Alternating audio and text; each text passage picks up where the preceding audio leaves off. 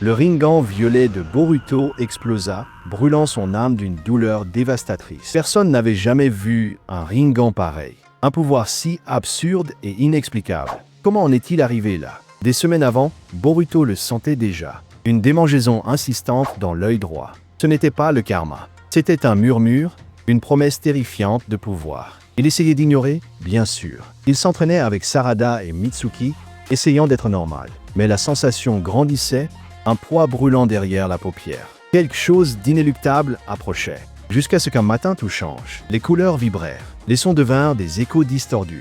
Boruto pensa qu'il était malade, mais c'était quelque chose de bien plus sinistre. Alors la douleur est venue.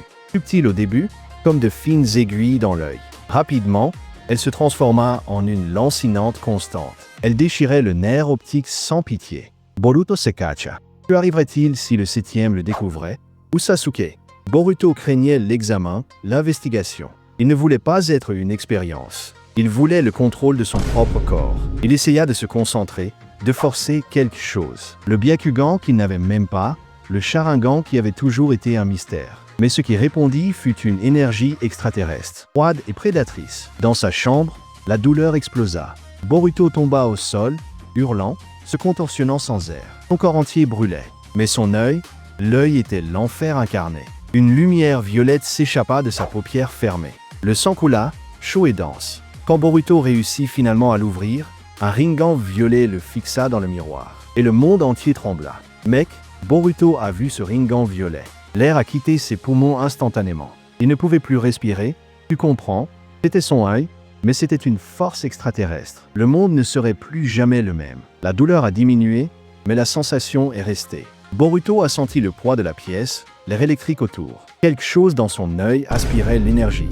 Les choses semblaient s'éteindre, une ombre froide se propageait. Il a réalisé que ce n'était pas seulement lui qui changeait. Il fallait qu'il s'en aille, mais la peur le paralysait. Comment cacher ses sédillas à tout le monde? Chaque pas, chaque respiration était un défi désormais. Le Rinnegan, mec, semblait avoir une VIE propre, avide de quelque chose que Boruto ne comprenait pas encore. Boruto a osé sortir dans la cour. Près de la fenêtre, une petite plante a rapidement flétri. Les feuilles tombèrent avec un bruit sec.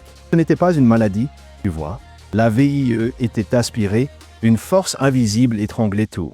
Bientôt, la forêt a commencé à ressentir l'impact. Les arbres séchaient, le sol se fissurait sans explication. Un ninja de l'embu est passé près de là et s'est évanoui sur le champ, son chakra complètement drainé.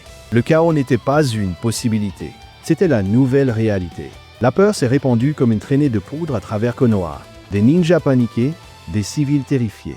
Ils le voyaient, tu sais, comme une aberration. Boruto, qui était autrefois un espoir, était maintenant une menace publique. Un monstre qui volait la vie de tous. Il s'est enfui dans les ombres, le cœur serré. À chaque pas, la solitude grandissait énormément. La culpabilité l'écrasait sans pitié.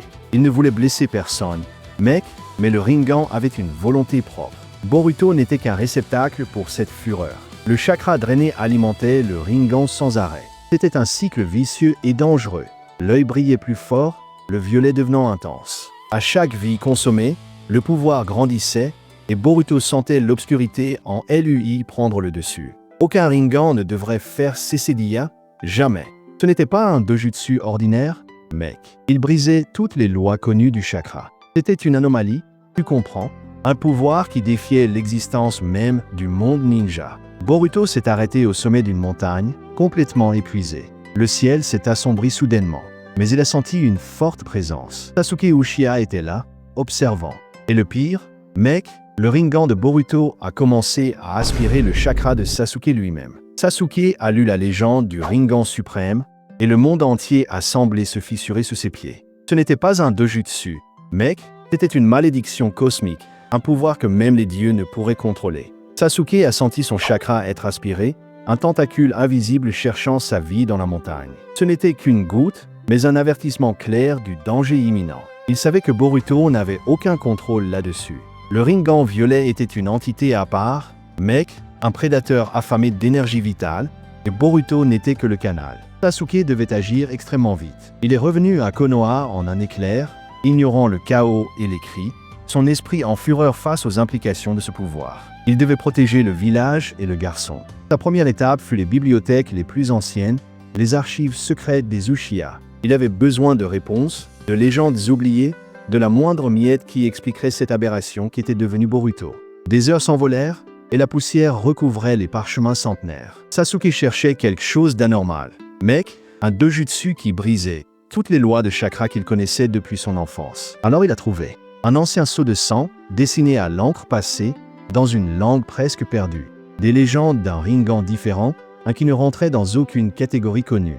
Le parchemin parlait d'un Rinnegan suprême. Ce n'était pas le Rinnegan de Kaguya, ni de personne d'autre. C'était quelque chose de plus ancien, de plus brutal, une aberration primordiale. Ce Rinnegan ne créait rien, il ne faisait que consumer. Il ne contrôlait pas les éléments, il drainait la vie. Et la description, mec, était identique à ce que Boruto manifestait, un miroir macabre. Sasuke sentit un frisson glacial lui parcourir l'échine.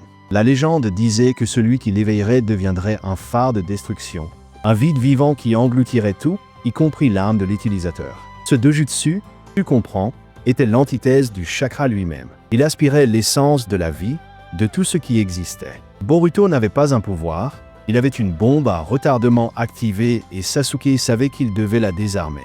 Sasuke a lu la légende du Rinnegan suprême et a senti un poids sur sa poitrine. Ce n'était pas juste un dojutsu ordinaire, tu vois, c'était une rupture complète de tout ce qu'il savait sur le chakra. Les lois de la nature étaient violées et le monde ninja, tel qu'il le connaissait, était en péril. Il a compris sur le champ que Boruto n'était pas seulement un porteur, mais une anomalie. Ce pouvoir volait l'essence de la vie, drainant tout parce qu'il était l'antithèse même du chakra. C'était une usurpation de la nature, mec, et cela ne pouvait pas exister.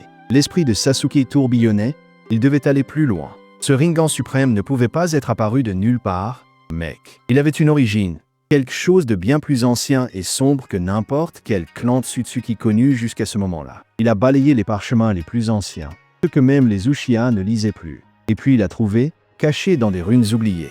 Des textes archaïques parlaient d'une entité primordiale, un être qui existait avant même les premiers Tsutsuki. Cette entité, mec, avait sculpté les lois du chakra dans l'univers avec une précision divine. Elle était l'architecte, la source de l'ordre qui permettait la vie et le flux d'énergie en toute chose vivante. Son héritage était partout.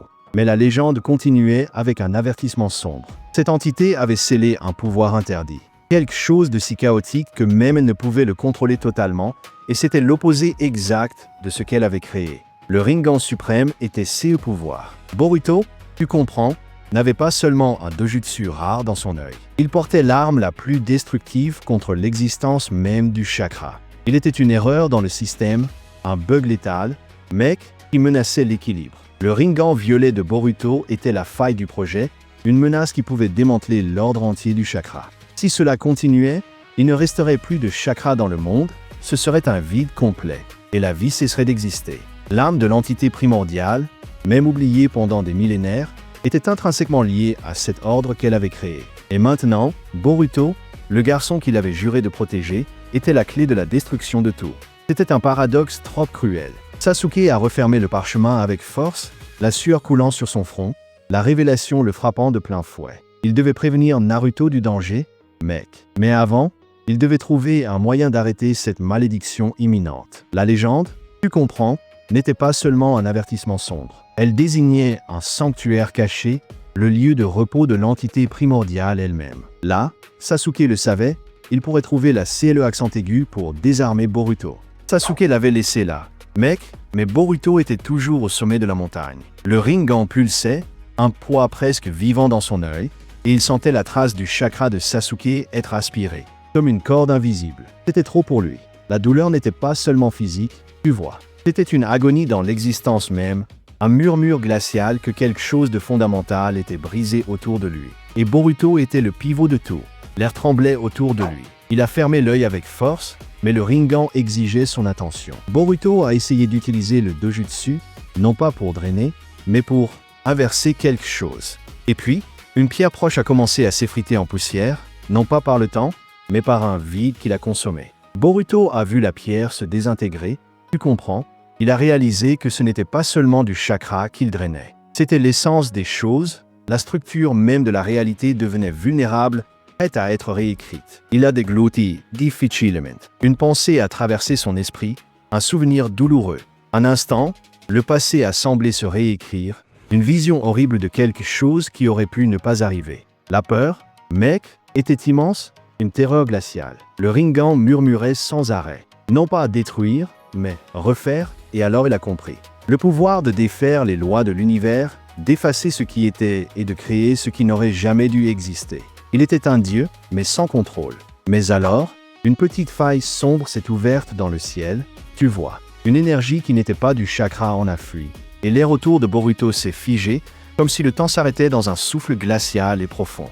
Une créature distordue, aux yeux brillants et sans forme définie, a émergé lentement de la faille. Ce n'était pas un Tsutsuki, c'était quelque chose de différent, plus ancien et affamé, avec une soif de pouvoir qui irradiait dans l'air. La créature a senti le Rinnegan de Boruto instantanément. Mec, elle ne voulait pas de chakra, elle voulait la source de ce pouvoir, la capacité de réécrire. C'était une chasseuse d'anomalies, attirée par le déséquilibre que Boruto causait dans le monde. Boruto était sous le choc, mais son instinct lui a crié de fuir.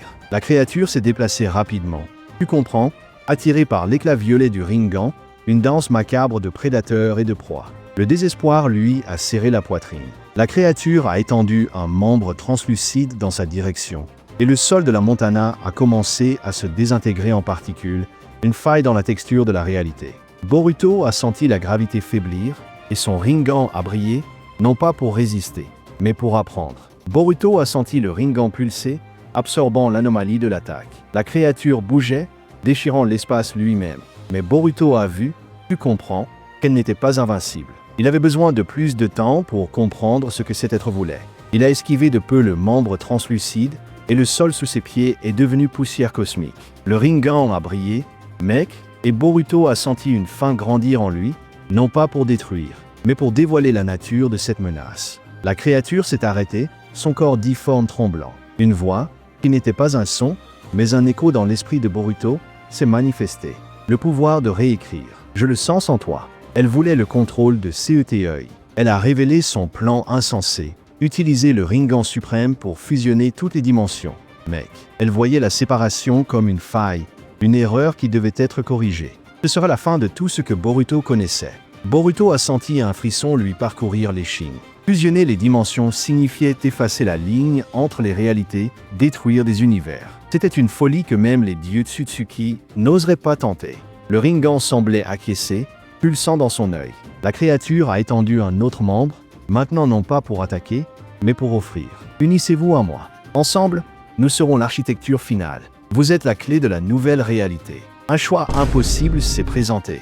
Si Boruto refusait, mec, la créature détruirait son esprit pour prendre le pouvoir par la force. Mais s'il acceptait, il serait complice de l'annihilation cosmique, un fantôme de ce qu'il était. Le destin de tout dépendait de lui. L'univers tel que vous le connaissez est imparfait. La voix a résonné dans l'esprit de Boruto.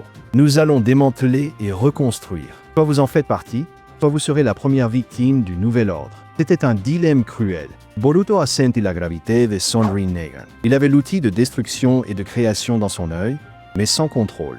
Il n'était pas un dieu, mais il était maintenant le point central d'une guerre interdimensionnelle. Il a regardé la créature difforme, l'abîme dans le ciel. Son cœur battait fort. Le Rinnegan de Boruto a brillé d'une décision, une étincelle dangereuse, et il a levé la main, non pas pour accepter, mais pour défier cette entité primordiale. Un pot d'énergie violette, différent de tout chakra, est sorti de son œil. Il n'a pas drainé, n'a pas réécrit. Il a seulement repoussé, poussant la créature en arrière, mais la faille dans le ciel a commencé à s'agrandir, gigantesque, promettant encore plus d'entre elles. Le pouls violet de Boruto a repoussé la créature. Mec, mais la faille dans le ciel ne faisait que grandir, un abîme sans fin qui promettait encore plus d'horreur. Il savait que fuir n'était pas une option. Tu comprends? Il devait se battre, non pas avec la force brute, mais avec contrôle, avec la responsabilité que cet œil exigea. La créature a grogné, un son qui vibrait dans l'âme, et s'est de nouveau déplacée. Mais cette fois, elle n'a pas attaqué Boruto. Elle s'est lancée contre la faille elle-même, essayant de l'ouvrir encore plus, voulant libérer une armée d'anomalies cosmiques pour consumer le monde ninja. C'était la fin. Boruto a senti la lourde vérité dans son œil. Le Rinnegan suprême pouvait démanteler, mais aussi restaurer. Il pouvait briser les lois, mais aussi les renforcer. Le véritable pouvoir n'était pas de réécrire la réalité à volonté, mais d'accepter les règles et de l'utiliser pour l'ordre. Il a fermé l'œil pendant une seconde, concentrant toute sa volonté. La douleur était immense, mais il ne pouvait plus l'ignorer. Il savait qu'il devait faire un sacrifice. Il ne serait pas un dieu, ni un monstre. Il serait un gardien, à tout prix. Quand Boruto a rouvert son œil, le Rinnegan était plus éclatant que jamais. Mais ce n'était pas un éclat prédateur. C'était une lumière violette, presque sacrée, qui irradiait le calme, mais avec une force indomptable. Il a levé la main vers le ciel. « Pas ici !» a-t-il serré accent aigu, sa voix résonnant à travers la montagne. Le pouvoir du Rinnegan suprême s'est manifesté d'une manière inédite. Il n'a pas aspiré l'énergie de la créature, mais il a inversé sa propre capacité de drainage, forçant l'anomalie cosmique à retourner dans la faille. La créature a hurlé d'agonie, étant tirée en arrière avec une force irrésistible. La faille dans le ciel a commencé à rétrécir, à se refermer, comme une blessure scellée par une énergie qui ne tolérait pas le chaos. Le monde a tremblé sous l'effort brutal. Le Rinnegan de Boruto pulsait, aspirant sa propre vitalité pour compléter le scellement. Il a senti chaque nerf brûler, chaque goutte de chakra s'épuiser. Le coup était élevé, mais l'essence même de sa force était sacrifiée pour maintenir le monde en sécurité. Avec un dernier coup d'énergie, la faille s'est complètement refermée, disparaissant dans le ciel, et la créature a disparu sans laisser de traces. Boruto est tombé à genoux, haletant, le Rinnegan violet redevenant normal, mais laissant une cicatrice invisible sur son âme. Il avait fait le choix correct. Sasuke Uchiha est apparu à ses côtés, les yeux fixés sur la montagne, l'expression de choc sur son visage. Il n'avait pas besoin de mots, tu comprends. Il a vu le sceau, a senti l'énergie résiduelle. Boruto n'a pas maîtrisé le Rinnegan, il l'a transcendé, le transformant en un bouclier. Boruto a regardé l'œil de Sasuke, un avertissement silencieux. Le Rinnegan suprême était toujours là, mais c'était un secret trop lourd, un pouvoir cosmique qui était désormais sa responsabilité exclusive. Il était le gardien de quelque chose que le monde ne devrait jamais découvrir. Il s'est levé, chancelant, sentant le poids d'une nouvelle ère sur ses épaules. Le pouvoir résidait dans la responsabilité, mais il avait payé le prix. Le monde était en sécurité, mais le danger ne disparaîtrait jamais vraiment, attendant juste le bon moment pour revenir. Et si tu as kiffé cette histoire dingue, mec, lâche déjà un like et abonne-toi à la chaîne pour ne rien manquer. Il y a plein d'autres vidéos qui t'attendent ici, alors ne perds pas de temps.